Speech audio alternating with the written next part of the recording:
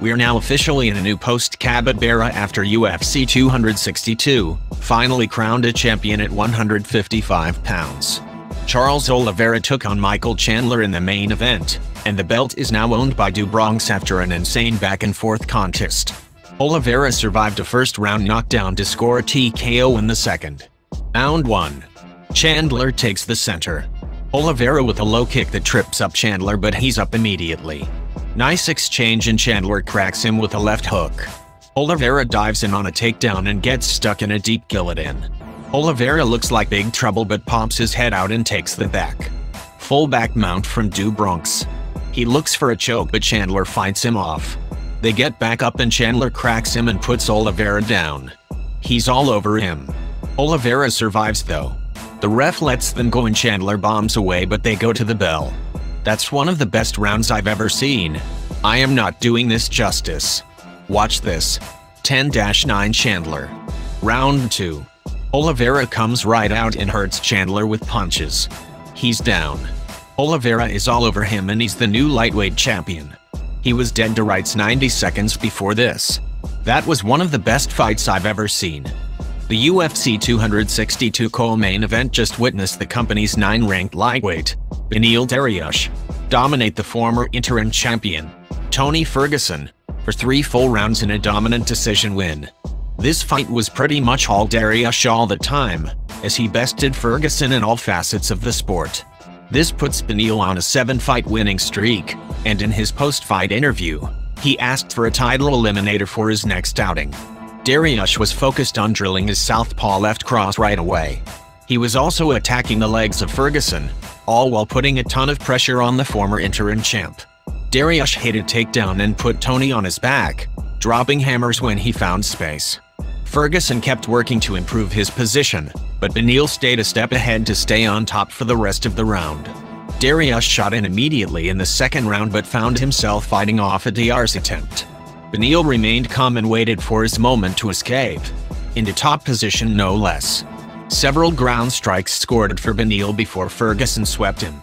Dariush switched for a leg lock, causing Ferguson to scream out in pain, but somehow Tony escaped. Dariush closed the distance again in the final round, fading top position after Ferguson threatened with a guillotine. Ferguson has stuck on the bottom again without any answers. Dariush controlled and neutralized Tony until the bell once again.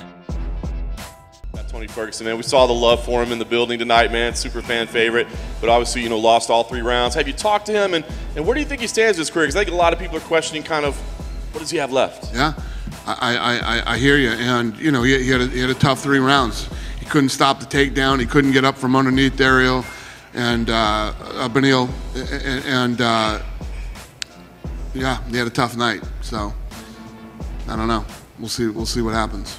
Dana, just going off of that, I think Tony has landed something like 30 strikes in the last 30 minutes he's been in the octagon, which is obviously not a very good sign for a fight. What has he had? He's landed 30 strikks in 30 minutes, so obviously not a great output. Do you think this is a case of where that fight with Yachty just sort of maybe started to wind down his career?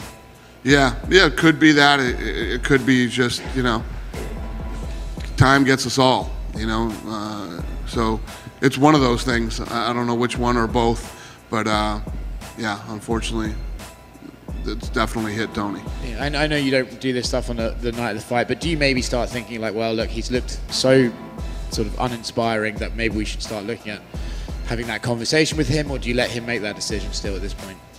I don't know. Yeah, I don't know. I haven't even thought about it. He's tough as hell, though, man. He was in that heel hook, and his ankle definitely popped. I mean, his ankle, the rest of the fight, looked like a golf ball, and maybe even a baseball. And he kept fighting. There's no quitting that dude. Same with the armbar against Oliveira as well. Yeah, no, he's tough. Yeah, maybe too tough for his own good. Yeah, 100%. You can never get too aggressive, man. Aggressive is my style. Aggressive is me. Aggressive is who I am. I don't know. It's the fight game, man. It's 4-ounce gloves, and you zig when you should have zagged, and before you know it, Charles Oliveira's getting the belt wrapped around his waist instead of yours. So here we are. I've been here before after losses. The sport moves quickly. I am still world class. Anybody you know, next in to get me into that in line for the title again. I believe I can beat them and beat anybody in the top 5. So we'll see what happens. I will be champion. I will be UFC champion by the time my career is up. And I got a taste of it tonight. Fell short.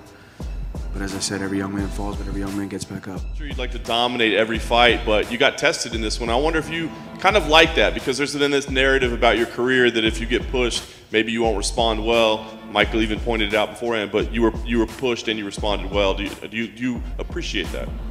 No primeiro round foi round duro, né? Você tem uma narrativa que você às vezes sucumbe com a pressão, mas não aconteceu. Você superou. Era isso que você queria mostrar?